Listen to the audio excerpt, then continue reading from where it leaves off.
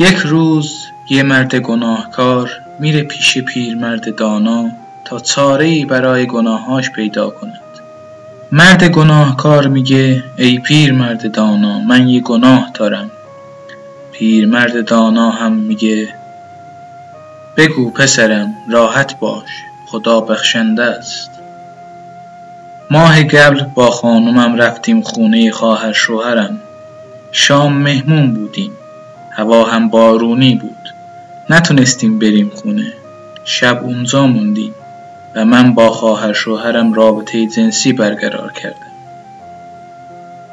پیرمرد دانا میگه ناراحت نباش پسرم، تو دعا کن، خدا میبخشه.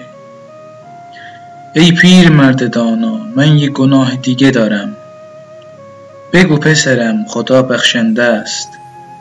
هفته پیش رفتم مادر شوهرم رو ببینم. وقتی خواستم برگردم هوا بارونی بود، نتونستم برم خونه. همون شب اونجا موندم و با مادر شوهرم رابطه جنسی برقرار کردم. ناراحت نباش پسرم، تو دعا کن. دیشب واسه کار کردن رفتم خونه منشی خودم. هوا بارونی بود، نتونستم برگردم خونه. همون شب موندم اونجا و با منشی رابطه جنسی برقرار کردم.